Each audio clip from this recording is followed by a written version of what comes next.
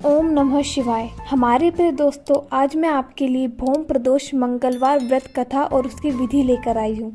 तो आइए सबसे पहले हम मंगलवार व्रत कथा की विधि देखते हैं। भगवान शिव के भक्तों के लिए प्रदोष व्रत का खास महत्व है। इस व्रत को भगवान शिव माँ पार्वती के व्रतों में सर्वोत्तम माना गया है। इसे रखने वाले के जीवन में हर तरह के कष्ट दूर होते हैं।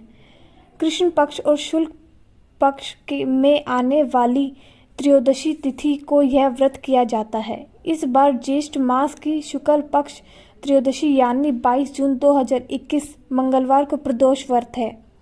मंगलवार के दिन पढ़ने वाले प्रदोष व्रत को भौम प्रदोष व्रत कहा जाता है। इस व्रत का महात्म्य मंगलवार को होने से अधिक बढ़ जाता है। इस दिन भगवान शिव के साथ हनुमान जी का पूजन किया जाता है। इस व्रत से जीवन में सुख समृद्धि आती है, आर्थिक स्थिति मजबूत होती है, कर्ज से मुक्ति मिलती है, पुराने से पुराने रोग का नाश होता है, शौर्य बल में वृद्धि होती है। जिन जातकों की कुंडली में मंगल खराब होता है उन्हें विशेष तौर पर यह व्रत करना चाहिए। भौम प्रदोष व्रत कथा कुछ इस प्रकार है। एक नगर में वृद्धा रहती थी। उसका एक ही पुत्र था। वृद्धा की हनुमान जी पर गहरी आस्था थी। वह प्रत्येक मंगलवार को नियम पूर्वक व्रत रखकर हनुमान जी की आराधना करती थी। एक बार हनुमान जी ने उसकी श्रद्धा की परीक्षा लेने की सोची। हनुमान जी साधु का वेश धारण कर वृद्धा के घर आए और पुकारने लगे, हे कोई हनुमान भक्त जो हमारी इच्छा पूर्ण करे।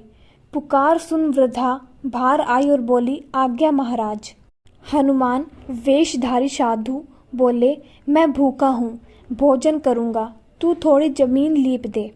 वृद्धा दुविधा में पड़ गई, अतः हाथ जोड़कर बोली, महाराज लीपने और मिट्टी खोदने के अतिरिक्त आप कोई दूसरी आज्ञा दें, मैं अवश्य पूर्ण करूँगी।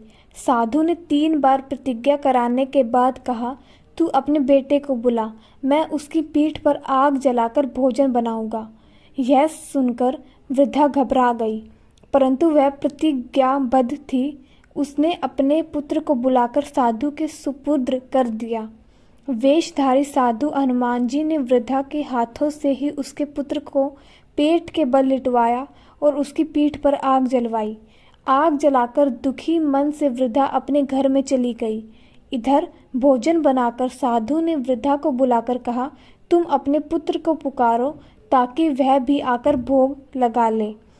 इस पर वृद्धा बोली, उसका नाम लेकर मुझे और कष्ट न पहुँचाओ। लेकिन जब साधु महाराज नहीं माने तो वृद्धा ने अपने पुत्र को आवाज लगाई। अपने पुत्र को जीवित देख वृद्धा को बहुत आश्चर्य हुआ और वह साधु के चरणों में गिर गई। हनुमान जी अपने वास्तविक रूप में प्रकट हो गए और वृद्धा को भक्ति का आशीर्वाद दिया।